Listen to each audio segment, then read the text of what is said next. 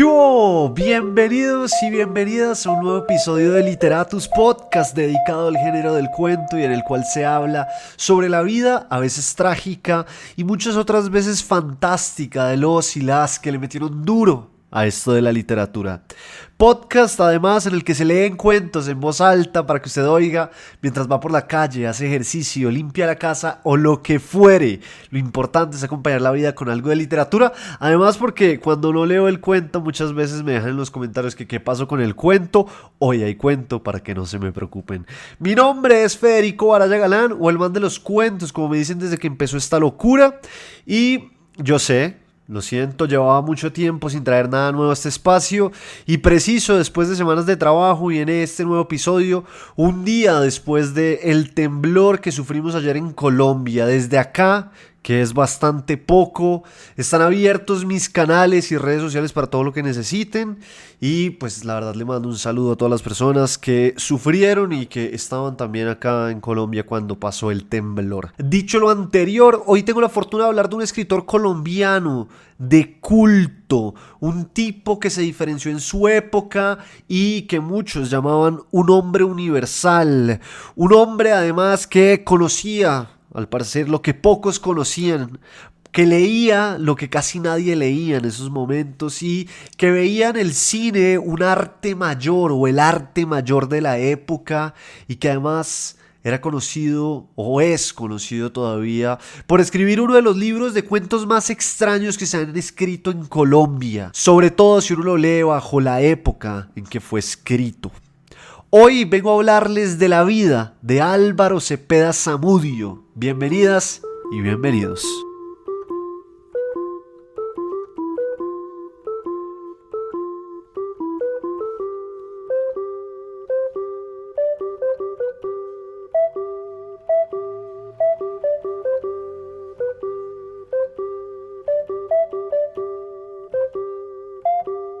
Me gusta empezar con esta frase que le gustaba a Álvaro Cepeda Zamudio porque me parece que resume muy bien también lo que fue su vida y esa frase es "The road of excess leads to the palace of wisdom", que en español es algo así como el camino del exceso lo lleva a uno al palacio de la sabiduría. ¿Será cierto o no? Cada uno podrá juzgarlo, pero era una frase que a él le gustaba y que lo describía. Lo cierto es que Álvaro Cepeda Zamudio nació el 30 de marzo de 1926 y no fue en Ciénaga, como él decía y como algunas personas creían, Ciénaga Magdalena, sino que fue en Barranquilla. Lo que pasa es que ya veremos más adelante que Ciénaga es un lugar importante para él y por eso él muchas veces decía que nació allá. Cepeda Zamudio fue hijo de Luciano Cepeda y Roca, abogado e integrante del Partido Conservador, incluso fue líder del Partido Conservador en la costa colombiana.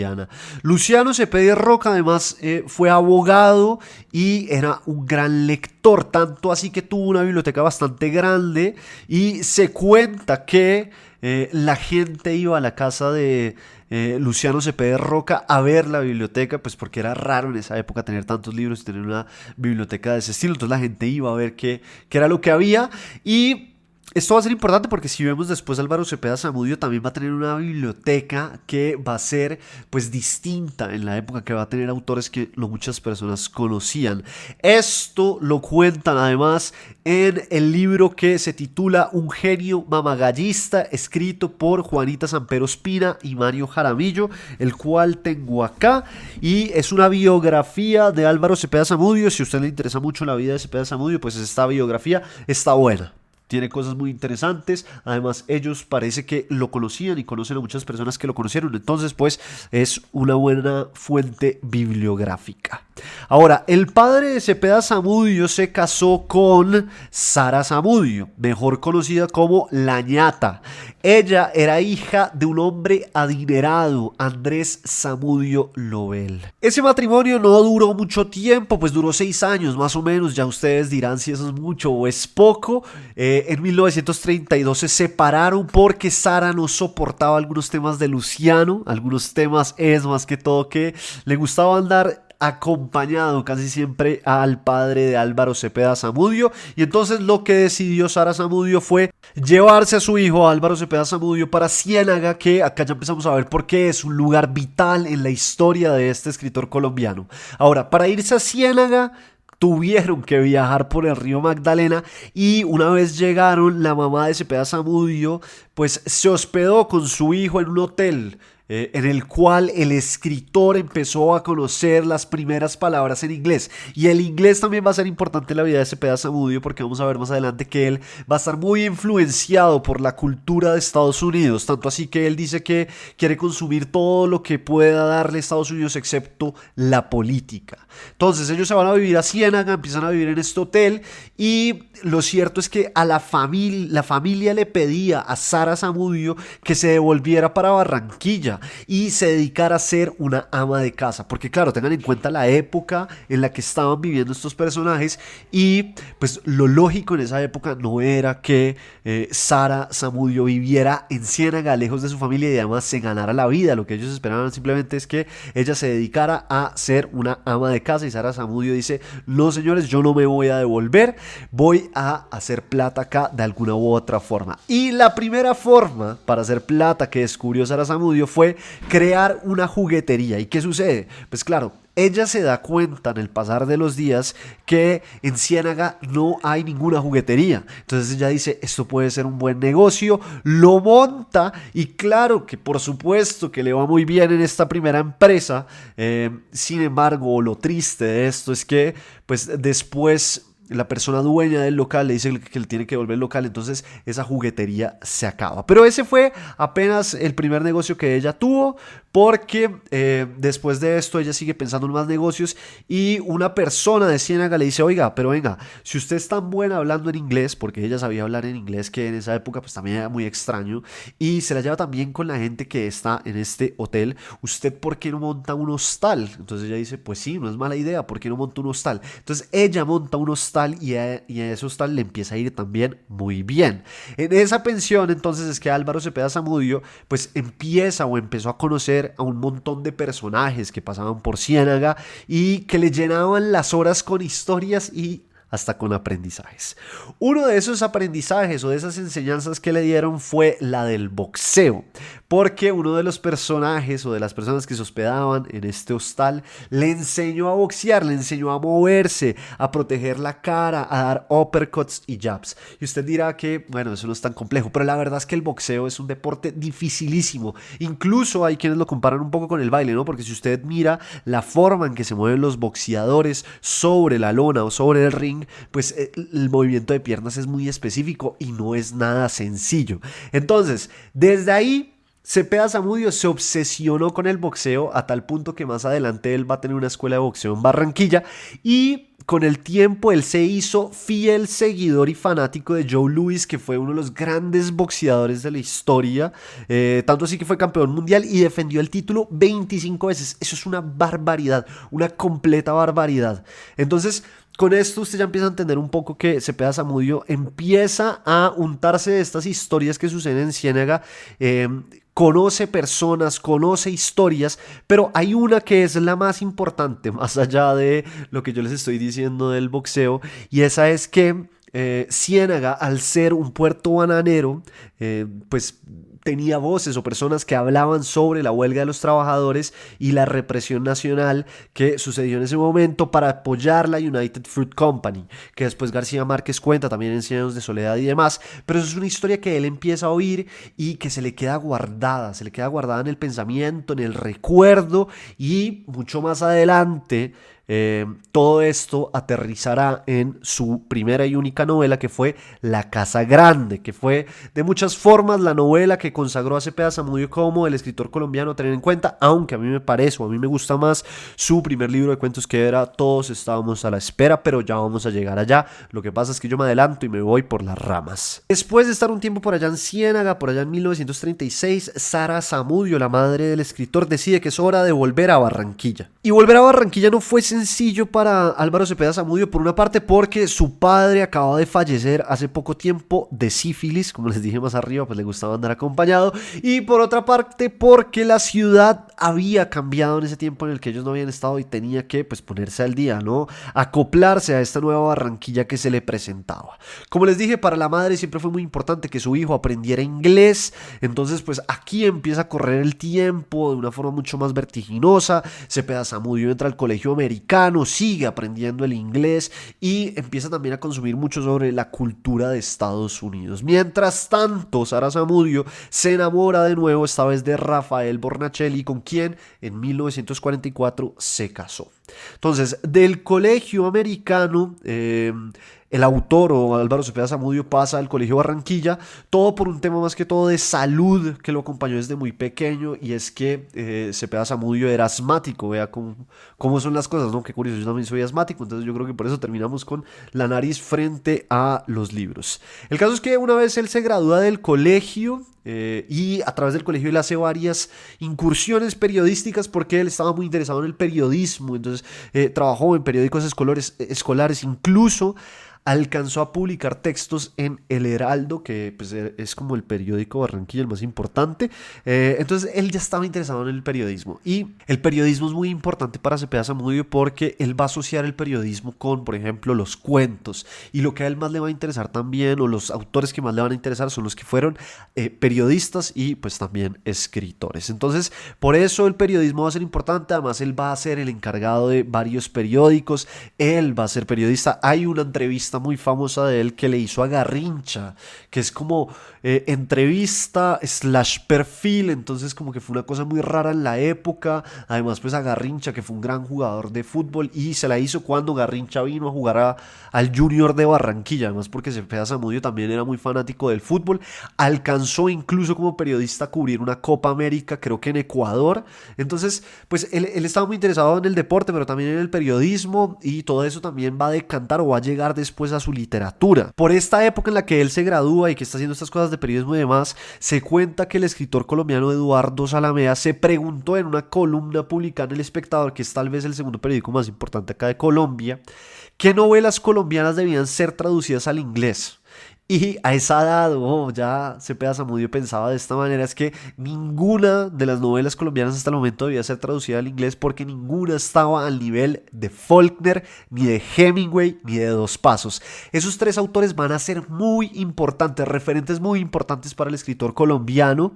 Y bueno, pues ya nos muestra que a esa edad él ya estaba pensando y tenía lógicas muy específicas frente a la literatura que a él le interesaba y le gustaba. Se cuenta incluso, para que vean cómo este interés que tenía él por la literatura de Estados Unidos y cómo él llegaba a la literatura antes que muchas personas, que cuando García Márquez y él se conocen, García Márquez se queda a dormir en la casa de Álvaro Cepeda Zamudio, y Zamudio le dice como: oiga, venga, mire, esta es mi biblioteca, esto es lo que se está leyendo hoy en día, coja lo que quiera, llévese lo que quiera. Y de ahí García Márquez se lleva Orlando de Virginia Woolf, que después sería tan importante pues como referente para García Márquez de las cosas que podía hacer o intentar a través también de su literatura. Entonces pues es interesante ver, sobre todo en esa época. Es que párense en esa época, que es lo que a mí me parece más impresionante, porque es que hoy en día acceder a nuevos autores o a lo que fuera es muy sencillo porque está el internet. Entonces uno simplemente con una búsqueda en Google o en ChatGPT, que hoy en día todo el mundo busca en ChatGPT, lo que pasa es que yo me quedé atrás en el tiempo, pues uno encuentra lo que sea. En esa época era mucho más difícil. Uno cómo llegaba a esos autores, incluso para no ir tan lejos, se dice que de los primeros colombianos en leer a Cortázar, se dice, vaya uno a saber si es cierto, pero es lo que se dice, fue Cepeda Zamudio. Y claro, pues es que me imagino que tampoco era tan fácil acceder a los libros de Cortázar, incluso a los libros de Borges o a la revista Sur, que pues debía demorarse en llegar a Colombia. En todas estas, porque yo me voy por las ramas siempre hablando de la vida de los autores, hay que hablar un poco de La Langosta Azul, ¿no? La Langosta Azul, que fue esta película o largometraje, porque dura como media hora, que escribió, dirigió y casi que grabó entera Cepeda Zamudio, y que hoy en día uno encuentra en YouTube. Y lo más increíble, lo más bacano de La Langosta Azul es que hay muchos mitos alrededor, ¿no? Hay gente que dice que la historia originalmente era de García Márquez y él la contaba todo el tiempo en las reuniones y por eso Cepeda Zamudio se la imaginó. Pero lo que cuentan de nuevo Juanita Samper y Mario Jaramillo en esta biografía, que yo les digo que hay que tener en cuenta, es que la historia detrás de La Langosta Azul, pues esas historias es mentira. La realidad es que Cepeda Zamudio se la imaginó, la escribió y la llevó a cabo. Incluso García Márquez sí colaboró, pero no tanto como se dice, sino que ayudó con ciertas cosas del guión. Sí, como que tuvo un borrador y ayudó a escribirlo pues por momentos, pero el que estuvo detrás todo el tiempo de La Langosta Azul fue Álvaro Cepeda Zamudio, porque él estaba muy interesado en el cine. A él el cine, sí, como decimos acá, le tramaba mucho. Entonces él quería hacer su propia película. Incluso cuenta García Márquez que cuando en Colombia nadie le ponía tanta atención al cine como efecto literario, como pensamiento literario y demás, Álvaro Cepeda Zamudio decía que el cine también era una forma de narración, que uno podía robar cosas del cine o ver qué se estaba haciendo también para ver cómo narraba a través de la literatura. Entonces por eso es que él también estaba tan obsesionado con grabar esto que después sería La Langosta Azul y a la cual volveré más adelante. Por ahí en 1947, yo sé, he dado unos saltos muy grandes, o 1948, porque no se tiene tan claro, se creó lo que hoy en día conocemos como el Grupo de Barranquilla. El nombre no vino por parte de quienes lo formaban, que los integrantes del Grupo de Barranquilla más o menos eran una cosa así: Ramón Viñes, José Félix Fuenmayor, Alfonso Fuenmayor, Germán Vargas, Álvaro Cepeda Zamudio y García Márquez. Hay más, es decir, hay más, pero estos son como algunos integrantes importantes. El caso es que el nombre no se lo dieron ellos, sino que de Bogotá viajó a Barranquilla un señor llamado Próspero Morales, quien parchó con ellos, estuvo con ellos y quedó muy impresionado con lo que estaba pasando, y en 1954 escribió un artículo para El Tiempo en el que decía que en Barranquilla estaba pasando algo muy increíble, en el que un grupo de jóvenes estaban hablando de literatura, de cine, de música, de pintura. Y cuando ellos vieron ese artículo, después Álvaro Obregón, que también hacía parte del Grupo de Barranquilla, dijo: bueno, pues ahora le vamos a poner el apellido, porque decían el grupo y él dice ahora le vamos a poner el apellido, que es de Barranquilla. Entonces quedaron como el Grupo de Barranquilla. Y lo que sucedía con el Grupo de Barranquilla es que ellos se reunían casi que alrededor de una figura que era muy importante, que era Ramón Viñes. Ramón Viñes fue un tipo muy sabio, pues era un poeta, era crítico, era escritor, era librero y era español o catalán. Esto es importante porque él llega a Colombia por eso, y es que pues por culpa de Franco él tiene que venir a Colombia. Entonces ellos se reunían alrededor de esta figura que les enseñaba y los ponía a hablar de cine, de arte, de literatura y demás. Y lo que se cuenta es que muchas veces por las mañanas iban a ver qué cosas nuevas habían llegado a las librerías, que en esa época eran muy pocas librerías. Abrían las cosas nuevas, pues porque él era amigo de los libreros, y veían qué había, y entre esos encontraban cosas o joyas tan grandes como traducciones de Borges y demás. Y de ahí por la tarde salían a el Café Colombia, y en el Café Colombia se sentaban pues a tertuliar, si se quiere ver así o decir así, como ustedes quieran, se sentaban a hablar.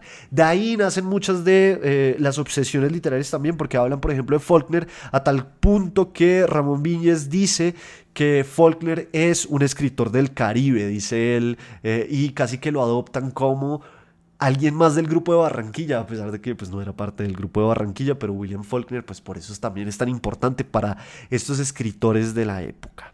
Gracias a ese grupo, toca decirlo, que Cepeda Zamudio se gana también una beca con la Gobernación del Atlántico, porque alguno de los Fuenmayor, no estoy seguro cuál, lo ayuda a conseguirla, y esa beca le permite a Cepeda Zamudio irse el 27 de mayo de 1949, es decir, a los 23 años, a Estados Unidos. Allá él duró un año más o menos, estudió en la Universidad de Columbia, y se cuenta que se obsesionó con autores como Kerouac, Saroyan e incluso, pues como ya hemos mencionado, Faulkner y Hemingway. El libro que después publicaría, titulado Todos estábamos a la espera, que es el primer libro de cuentos de él, fue escrito en gran medida en ese viaje. Es decir, muchos de los cuentos nacen de ese viaje, de él estar en bares, de ver la soledad de las personas, de ver las cosas que suceden allá. Y en ese libro vemos además muchas de las obsesiones que va a tener Cepeda Zamudio, como los bares y la espera. De ahí, bueno, él está un año allá, tiene unos romances con unas mujeres que primero lo llevan a Cuba y demás, y bueno, él vuelve a Colombia, y cuando vuelve al poco tiempo, Viñes se va, y a los 2 años de irse de Barranquilla muere, que también es como una pérdida importante para el Grupo de Barranquilla. Entonces, como yo les decía antes, Conocer autores en esa época era muy difícil y pues lo que se cuenta es que Cepeda Zamudio ya conocía a Cortázar, conocía a todos estos que ya les he mencionado en inglés. Además, Cepeda Zamudio leía en inglés, que también era muy extraño en esa época. Y acá en todas estas, cuando él vuelve, aparece la que sería su esposa y la que es hoy en día la protectora de la obra, y dicen que pues debe ser, sin lugar a dudas, la persona que más conoce de la obra de Cepeda Zamudio. Hablo de Teresa Manotas, que cuenta y contó que conoció a Cepeda Zamudio por allá en 1951. 4 años después de conocerlo, porque dice que se conocieron en el estadio, un día Cepeda Zamudio le dijo que se casaran, y en lo que fue más o menos una ceremonia medio secreta, pues sí, firmaron el matrimonio. Y ese matrimonio, y yo creo que la vida misma, como que obligaron a Cepeda Zamudio a encontrar un equilibrio, si es que era posible, entre la literatura, el arte y los negocios. Por eso es que durante mucho tiempo Cepeda Zamudio escribía, soñaba con la langosta azul, y de los primeros trabajos que él tuvo fue vender electrodomésticos y carros. Y además dicen que Cepeda Zamudio era muy buen vendedor, era muy buen negociante. Más adelante vamos a ver que él pues se vuelve amigo y trabaja para los Santo Domingo. Por allá en 1954 además pasaron dos cosas muy importantes. La primera es que se publicó Todos estábamos a la espera, que es este libro que ustedes ven acá que yo tengo. Y la segunda es que de forma independiente se llevó a cabo la premiere, la muestra de La langosta azul. Entonces, esto nos trae a Todos estábamos a la espera, el primer libro de cuentos de Cepeda Zamudio, que como les dije antes, la gran mayoría de los cuentos fue escrito en su viaje a Estados Unidos y pues su paso por Nueva York. En el libro Biografía de un genio mamagallista, de nuevo por acá, se cuenta que el padrino de Cepeda Zamudio, vean esta historia tan increíble, el padrino o el padrastro pues le entregó 500 pesos para que imprimiera la primera edición del libro. Le dijo: esta plata se la doy para que usted vaya y imprima esa primera edición y unos ejemplares de Todos estábamos a la espera, hágale. Entonces Cepeda Zamudio, muy feliz, muy contento, va donde los amigos y les dice: oiga, me dieron esta plata porque ya voy a imprimir Todos estábamos a la espera. El caso es que antes de llegar a la imprenta, ellos van a uno de los bares que frecuentaban, se toman la cerveza y cuando se dan cuenta se gastaron los 500 pesos. Entonces al siguiente día Cepeda Zamudio va otra vez donde su padrastro y dice: oiga, me gasté los 500 pesos, ¿será que me puede ayudar? Y el padrastro le da risa y le dice: obvio, claro que sí, le da otros 500 pesos. ¿Y qué creen ustedes? Otra vez va donde los amigos y otra vez se beben los 500 pesos. Hasta que la tercera vez vuelve el padrino a darle los 500 pesos y decide con los amigos, en vez de ir de una vez al bar a celebrar, van primero, dan la plata en la imprenta y después sí se van a celebrar. Y así es que por fin nace Todos estábamos a la espera. Todos estábamos a la espera es un libro muy extraño, yo creo que para la época y hoy en día también. Es decir, no conozco muchos libros de cuentos colombianos que tengan el estilo que tiene este libro de cuentos que se llama Todos estábamos a la espera, de verdad.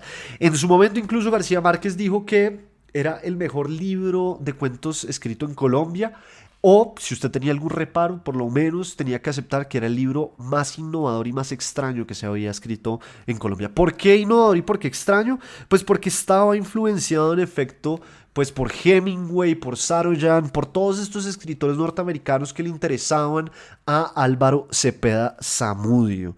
Entonces pues uno acá puede ver mucho de Hemingway en el sentido de que Hemingway hablaba del iceberg y que la información se esconde debajo de este iceberg y lo único que uno ve como lector es nada más la parte de arriba, ¿no? Entonces eso se puede ver perfectamente en este libro. Hay muchos cuentos en los que uno tiene que trabajar el texto, tiene que llenar silencios, pensar y preguntarse, porque es un libro de cuentos que invita al pensamiento, qué era y de qué era lo que estaba hablando Cepeda Zamudio. Además, hay que decir, o me parece a mí, que es un libro de cuentos que también tiene mucho existencialismo. Es decir, me parece que se habla, por ejemplo, con Camus y con Sartre. Yo no soy un gran experto en el existencialismo, pero hay cuentos que me dan esa sensación. Ahora, el primer cuento, que se titula Hoy decidí vestirme de payaso, siempre que lo leo me hace pensar en Cortázar. más que todo por esa extrañeza que habita en los personajes y que habita en ellos y como esos elementos raros que empiezan a aparecer como la guitarra, que ya veremos más adelante porque es el cuento que voy a leer en este capítulo.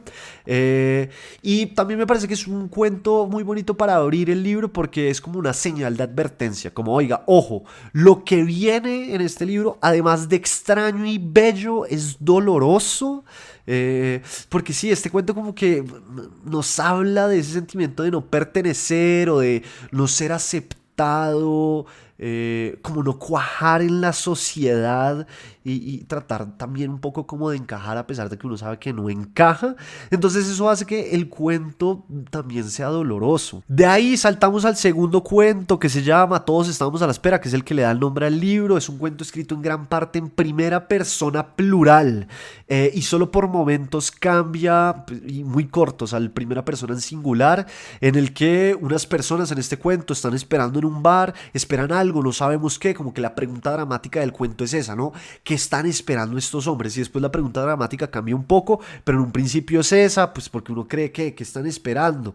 Y esa espera como que nos habla de la vida misma, ¿no? De esa espera infinita en la que estamos nosotros los seres humanos, esperando cualquier cosa, la alegría, el amor, la muerte, el almuerzo, el desayuno, la amistad incluso, en fin, lo que todo el tiempo estamos esperando. Y es un cuento que juega con los tiempos verbales de una forma muy interesante, como que está en pasado, pero después tiene un recuerdo y el recuerdo está en presente y hay algo muy bonito que logra Álvaro Cepeda Zamudio y es la caracterización de los personajes y de los lugares como el mobiliario que la hace de una forma muy contundente y con muy poco. O sea, son cuentos muy cortos que igual logran mucho. De ahí saltamos a Vamos a matar los gaticos, que es un cuento de puro diálogo en el que unas niñas deciden matar unos gatos. Después pasamos a Hay que buscar a Regina, cuento que junto con Todos estábamos a la espera leímos y analizamos en el club de lectura virtual de Literatus, que si quieren se pueden inscribir. Es muy fácil, muy sencillo y es muy bacano.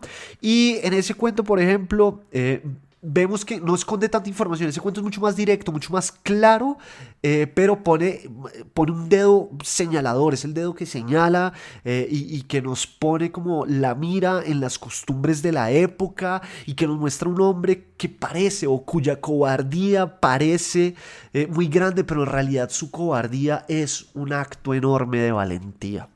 Pues sí, la verdad es que hay más cuentos, ¿no? Este es un libro de cuentos al que ojalá muchas personas sigan acercándose y pues mirándolo de forma detenida, porque vale mucho la pena detenerse a ver qué es lo que hay, preguntándose por esas preocupaciones de Cepeda Zamudio. Un libro de cuentos además que enseña mucho sobre la técnica detrás del cuento, como eso de decir mucho en muy poco, de dejar latiendo allá abajo algo grande, algo que no terminamos de ver y comprender y que tal vez solo nos acercamos porque nunca llegaremos hasta el fondo de las cosas.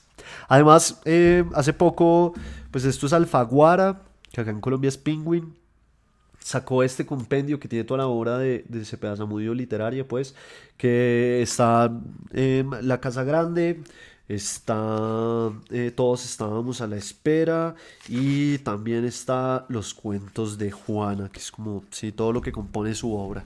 Entonces, pues nada, bacano que puedan acercarse a esto y pues yo voy a leer el cuento ahorita más adelante para que no se lo pierdan.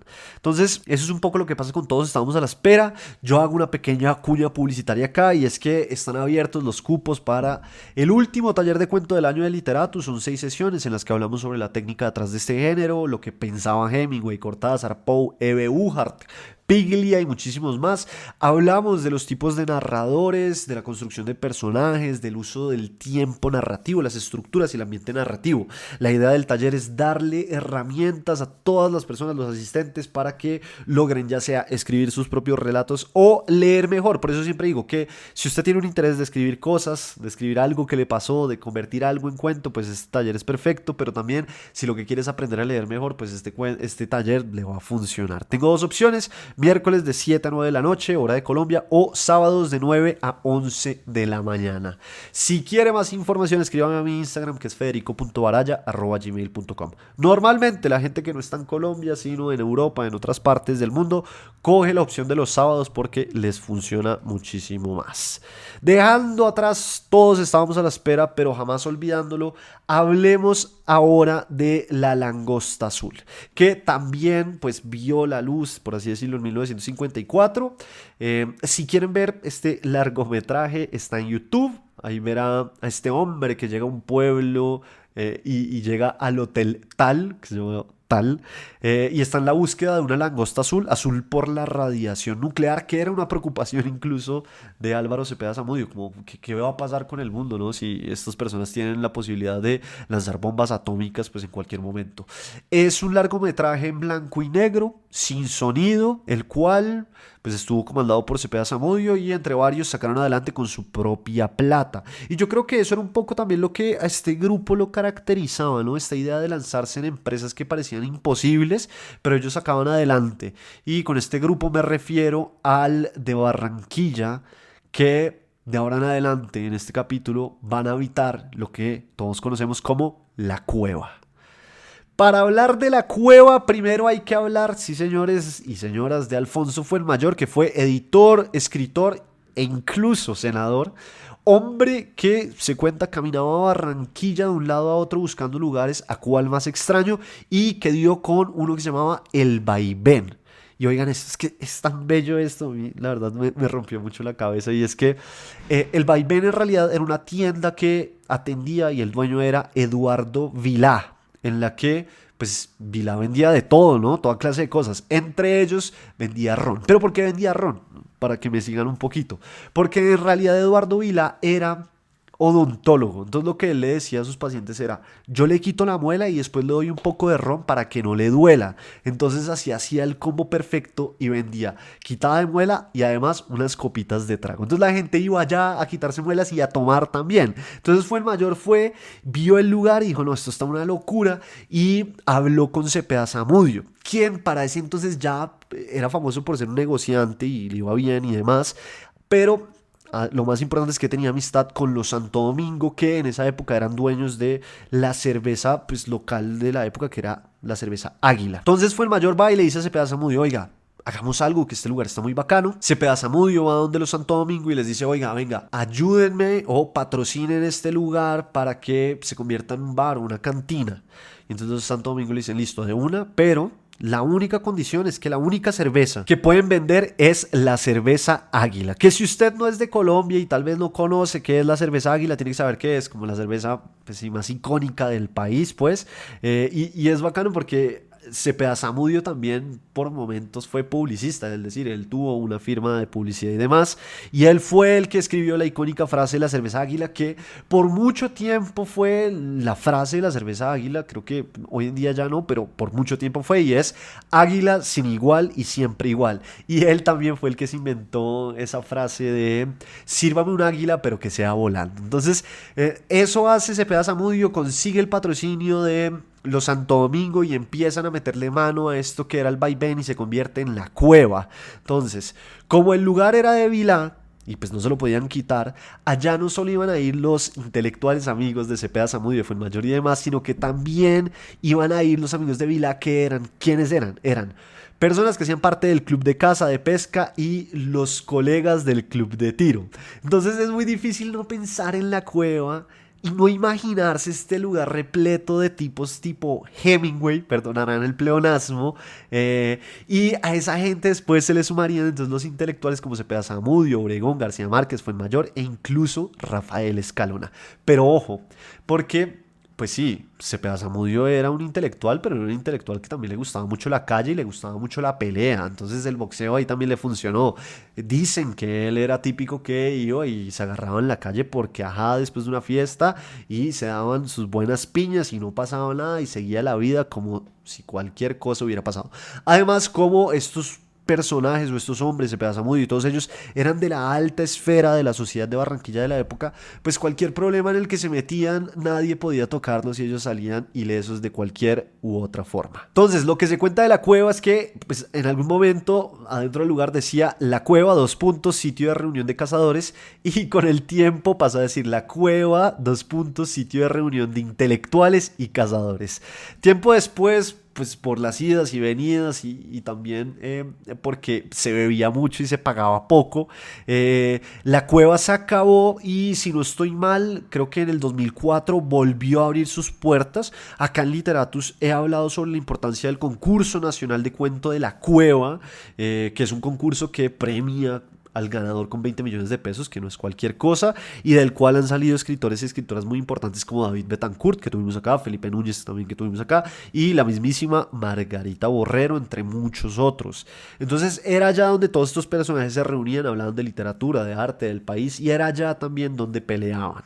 Dentro de los muchos chismes que hay, uno de ellos dice que el mismísimo Obregón una vez llevó un elefante, sí, así como lo oye, llevó un elefante. Se habla que a la cueva no podían entrar mujeres, pero creo que pues, eso no es tan cierto, ¿no? Pues porque Marvel Moreno, incluso la esposa de Cepeda Zamudio, pues iban a esta clase de tertulias y si no estoy mal, Felisa Burstein también solía ir a estas reuniones, entonces pues no era cierto esto de que no podían entrar mujeres. Lo que sí de pronto era cierto es que no dejaban entrar a cualquier mujer. Eso sí puede ser cierto, pero había unas que sí entraban, pues Marvel Moreno, que también fue muy importante para la literatura colombiana y para la literatura del Caribe. Eh, Listo, por allá en 1959 Álvaro Cepeda Zamudio fue diagnosticado con tuberculosis. Otra historia, esa es de no te lo puedo creer porque a cuál más extraña. Entonces, lo que cuenta fue el mayor es que pues al principio Álvaro Cepeda Zamudio pensó que tenía como un resfriado, una gripa, porque la frase que usa es que se vino a Bogotá y se bañó bajo la lluvia, más o menos una cosa así. Entonces como que tenía una gripa, pero la cosa empeoraba y entonces tuvo que ir al doctor y el doctor le dijo, oigan, usted lo que tiene es tuberculosis. Entonces acá empiezan las cosas raras porque pues Cepeda Zamudio dijo, bueno, tengo tuberculosis, tengo que cuidarme, entonces se fue a recuperar y mientras tanto se dedicó a trabajar en la casa grande y como que mientras trabajaba en la casa grande y se cuidaba, se fue curando, pero nunca dejó de fumar, pero la tuberculosis se le empezó a ir. Entonces Obregón un día se lo encontró y vio que ya estaba mejor de la tuberculosis y pues dijo, oiga, eso está muy raro, eso, o sea, ¿quién cuenta esa historia?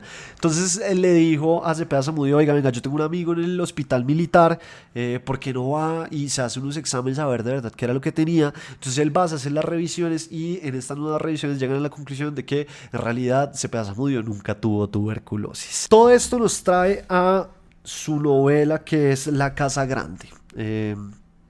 La Casa Grande fue publicada en 1972, que fue el mismo año en el que Cepeda Zamudio se enfermó, pero ya llegaremos allá, y se enfermó pues de verdad de forma grave.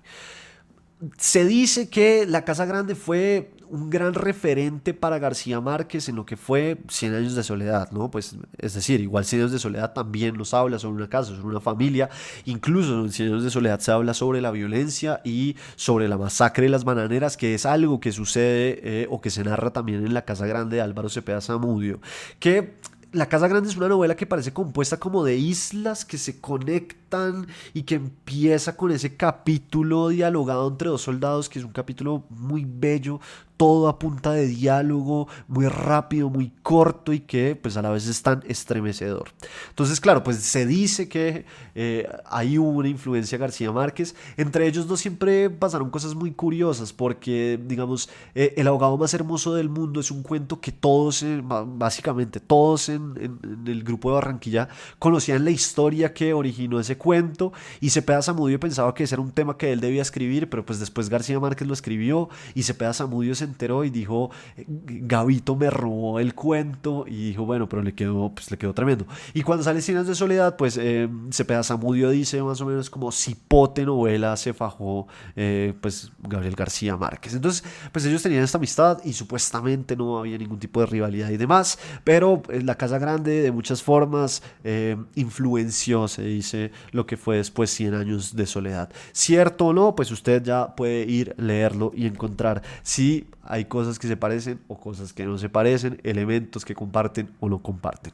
Lo cierto es que, al igual que sus cuentos, me parece que La Casa Grande es una novela también extraña. Y bueno, como yo les decía, en todas estas, en 1972, Álvaro Cepeda Zamudio se enfermó. Y la primera vez que va donde el doctor le recomienda irse a Nueva York. Le dice, váyase a Nueva York porque allá seguramente van a poder dar con lo que usted tiene. Y lo que se dice es que el doctor temía que Álvaro Cepeda Zamudio tuviera un cáncer, pues que no fuera tan fácil de tratar y que lo mejor era que se fuera rápido a ver cómo lo trataban. Cepeda Zamudio dijo, no, yo que me voy a ir a Nueva York, yo estoy bien acá en Barranquilla, yo mejor me quedo, además porque tienen que ir a tratarme a Nueva York. Entonces él decía que lo que no aparecía en la Bristol era simplemente porque no existía, entonces se quedó en Colombia y como al tiempo se encuentra otra vez con el doctor y el doctor le dice, hermanito, ¿usted cómo así que sigue acá? Entonces Cepeda Zamudio le dice, sí, yo sigo acá. Y entonces el doctor le dice, no, váyase rápido, porque esto es urgente. La esposa también le dice, tenemos que irnos, se van a Nueva York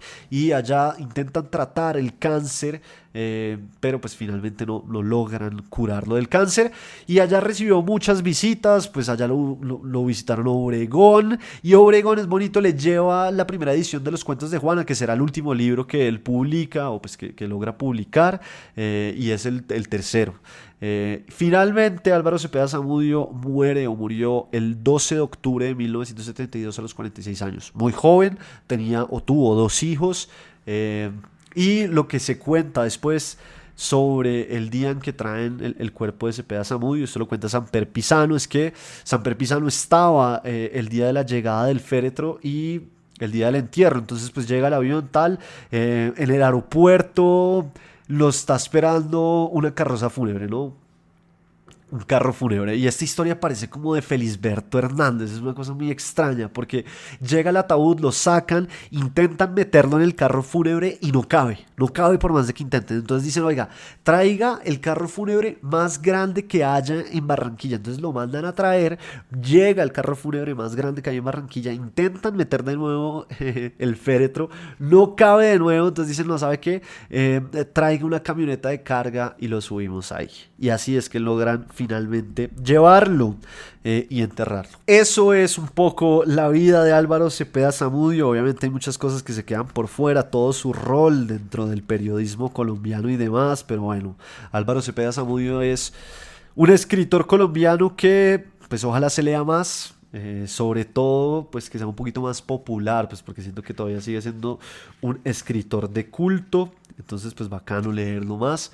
Yo tengo esta edición, tengo esta otra y lo que les digo, la biografía que está bastante buena.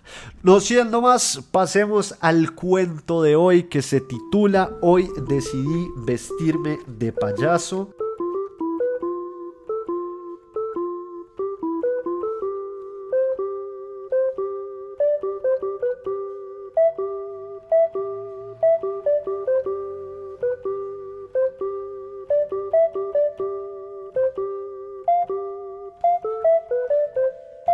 Hoy decidí vestirme de payaso, de Álvaro Cepeda Zamudio. Antes del cuento, antes de empezar, está esto de Saroyan que dice: estar entre los perdidos, saber cómo se siente estar fuera de las cosas, no tener presente ni futuro, pertenecer a ningún lado, estar suspendido entre el día y la noche, esperando. Saroyan Among the Lost. Hoy decidí vestirme de payaso. Me he puesto unos grandes zapatones de caucho y me he pintado la cara de rojo y de blanco. Cuando atravesé el estrecho corredor de arena, la sentí rebotar debajo de mis zapatos y tuve la agradable sensación de sentirme payaso. Todos estaban ya en el redondel cuando entré y no me han mirado siquiera.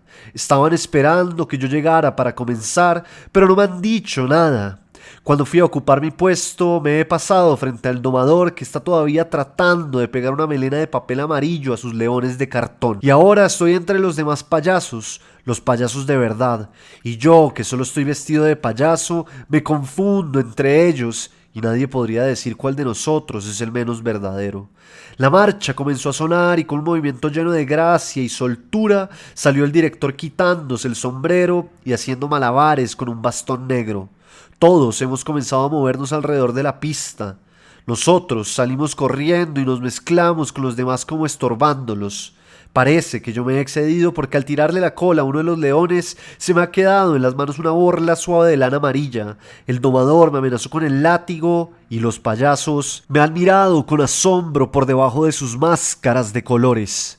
Todos están serios, pero a medida que se van acercando las primeras silletas, las sonrisas comienzan a aparecer hasta que están completas en los rostros, como si fueran un trozo más de pintura blanca y roja.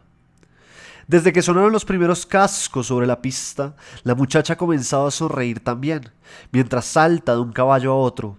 Los payasos se han metido entre los caballos y saltan imitándola con ademanes grotescos.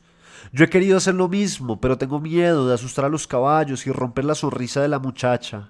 El director, que para todo usa ademanes graciosos, ha hecho sonar un silbato y los payasos han salido corriendo hacia el pasadizo y la han dejado sola en el centro de la pista con sus dos caballos. Yo no he querido salir, pero otro payaso, el de la gran nariz morada, ha venido a sacarme dándome pequeños escobazos que suenan con gran estrépito. Sin embargo, yo quiero ver a la muchacha y no fui a meterme detrás de las cortinas como lo han hecho todos. A la muchacha se le han caído los palos con que hacía malabares y yo he corrido al centro del redondel y los he recogido para entregárselos. Ella me miró asombrada pero no dijo nada y los hombres con casacas rojas de militar han entrado y me han sacado de la pista otra vez. Otra vez ha salido el director con su silbato y mientras la muchacha sale al galope montada sobre sus dos caballos, los payasos han entrado corriendo. Yo he salido detrás de ellos y ahora los veo dispersarse en la pista y hacer cabriolas.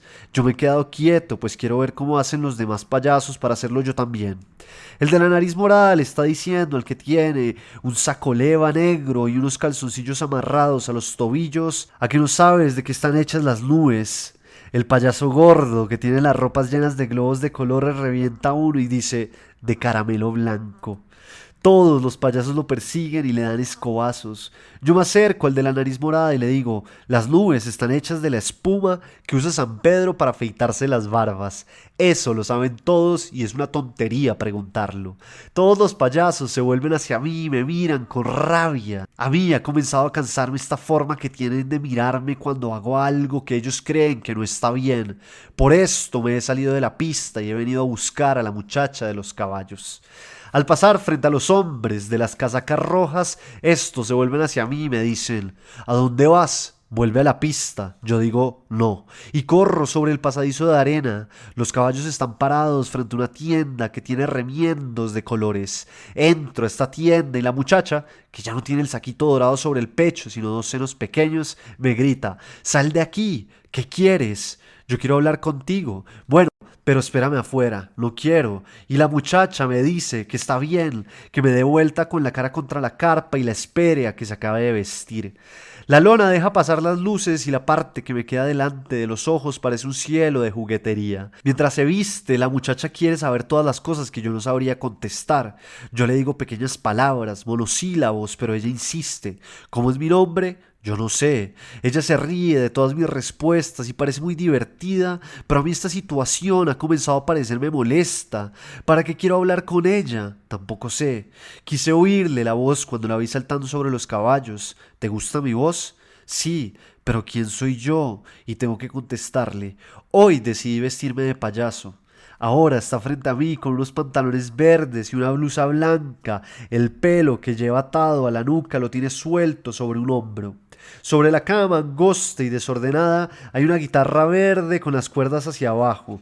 Me he sentado en la cama y he pasado los dedos sobre la madera y momentáneamente se han coloreado de verde. Yo creía, le digo, que las guitarras verdes solo existían en los cuentos. Esa guitarra es para dar serenatas, por eso es verde. La guitarra suena música encerrada cuando yo la levanto. Le digo que toque algo, pues yo no sé tocar, yo tampoco sé. Ahora he tomado a la muchacha de la mano y hemos salido de la tienda con la guitarra. Vamos a buscar a alguien que sepa tocar esta guitarra. Al salir nos hemos cruzado con el director que sigue mirándome muy serio. Quiere que deje la guitarra y me vuelva a la pista. Yo digo que tengo que encontrar a alguien que sepa tocar la guitarra. Entra ahí, me grita, empujándome por el pasadizo. Tal vez alguno de los payasos sepa tocar. Por esto he entrado a la pista otra vez. La muchacha está detrás de las cortinas hablando con el director. Los payasos han traído unos cubos de agua y se persiguen tratando de mojarse unos a otros. Yo me acerco a uno que tiene unos lentes sin vidrios y le pregunto. Este payaso me mira, pero no contesta. Los payasos han dejado de perseguirse y el de la nariz morada le está sacando de la camisa una gran muela de madera al de los lentes sin vidrios. Yo me le acerco y le pregunto si él sabe tocar una guitarra verde. Cuando termina la farsa, todos salen corriendo y yo me quedo en el centro de la pista con la guitarra. Otra vez vienen los hombres de casacas rojas a sacarme, pero yo me voy antes y le hago señas a la muchacha para que salgamos de la carpa. Desde fuera la carpa parece un elefante echado. Yo se lo digo y ella me dice que entre. Y lo diga así desde la pista. En la puerta un hombre de casaca roja le ha preguntado a la muchacha para dónde va. Él anda buscando a alguien que sepa tocar esta guitarra. Cuando yo estaba en el colegio tocaba algo de dulzaina, dice el hombre. No, tiene que ser guitarra. Pero es que si es alguna pieza que él quiere oír, yo podría tocarla en una dulzaina. No, no es ninguna pieza en particular. Cualquier cosa con tal de que sea con la guitarra. Ella le dice que volveremos para el final y cruzamos la calle hacia el bar. Yo pongo la guitarra sobre el mostrador y le pregunto al bartender si él conoce a alguien que pueda tocarla. El negro dice que no y comienza a servirnos los tragos. Luego se vuelve y grita: ¿Quién de ustedes sabe tocar guitarra? Aquí el payaso está buscando a uno que sepa. Todos han girado sobre sus bancos para mirarnos, pero nadie contesta. La mujer que está parada frente al tocadiscos echando monedas en la ranura habló sin levantar la vista de los hombres de las canciones. Sammy tal vez sepa, él toca el contrabajo y canta en el bar. Yo quiero saber dónde está Sammy. No sé, tal vez en Londres o en Sudamérica. Ya no toca en el bar. Él siempre quiso irse a Londres y seguro eso es lo que ha hecho, se ha ido a Londres. La música ha silenciado las últimas palabras y yo insisto con el bartender. Tiene que haber alguien que sepa tocar esta guitarra. ¿Es que le hace falta para un número o qué? Él quiere oír la guitarra, eso es todo. La oigo hablar con el negro hasta cuando comienza a golpear la madera con el fondo duro de mi vaso. La mujer ha venido a sentarse al lado mío y con manos lentas acaricia la guitarra que está todavía sobre el mostrador. Estoy segura que Sammy hubiera podido hacer sonar esto. Ha comenzado a decir: a mí también me gustaría oírla. Ya estoy cansada de los mismos discos con las mismas canciones. Sí, me gustaría oír cómo suena la música de esta guitarra. Luego se ha levantado sin tomar su trago y ha dicho: vamos a buscar a Sammy. Tenemos que volver para el final. Yo levanto la guitarra y salgo del bar detrás de las dos mujeres. En la puerta me ha detenido el grito del negro: oye, payaso, ¿por qué no vuelves más tarde? Tal vez haya alguien entonces que sepa tocar. Yo quiero decirle que no soy un payaso, que simplemente hoy decidí vestirme de payaso, pero me pareció inútil toda explicación y no digo nada. Ya las mujeres están frente a la carpa cuando el hombre de la casaca roja está diciéndome que es una lástima que nadie sepa tocar. Sammy va a tocarla, le digo. Iremos a buscarlo después del final. Tienes que apurarte. Ya el domador está entrando a la jaula con sus leones y ustedes tienen que estar en la pista cuando él comience. Cuando yo entro, todos los payasos están corriendo alrededor de la gran jaula mientras el domador hace sonar el látigo y dispara un revólver brillante.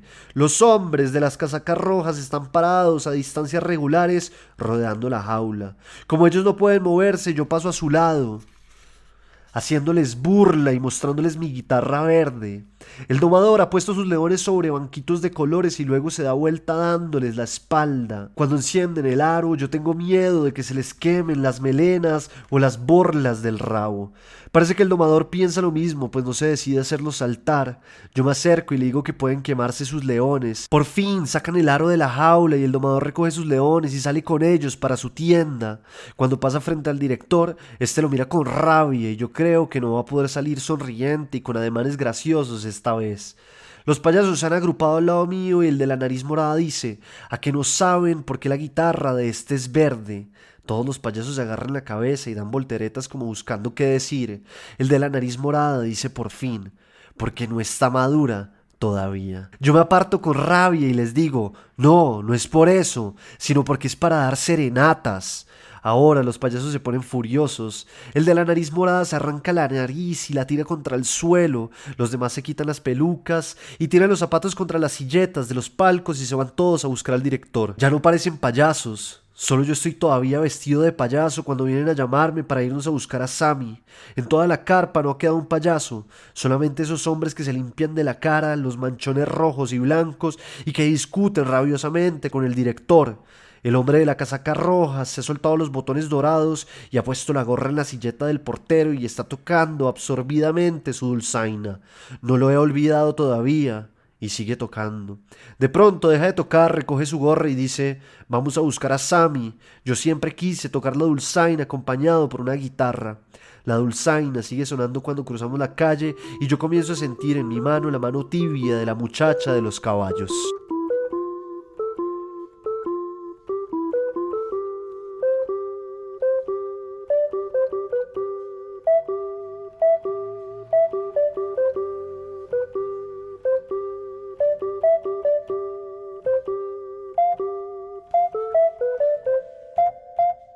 Este capítulo estuvo dedicado a Álvaro Cepeda Zamudio y se leyó en voz alta. Hoy decidí vestirme de payaso. Recuerden que si quieren más información sobre el taller pueden escribirme a mi Instagram, que es federico.baraya, o para cualquier cosa que necesiten. Mis canales están más que abiertos. No siendo más, nos oímos en un siguiente episodio para seguir hablando de literatura y sobre todo del género del cuento.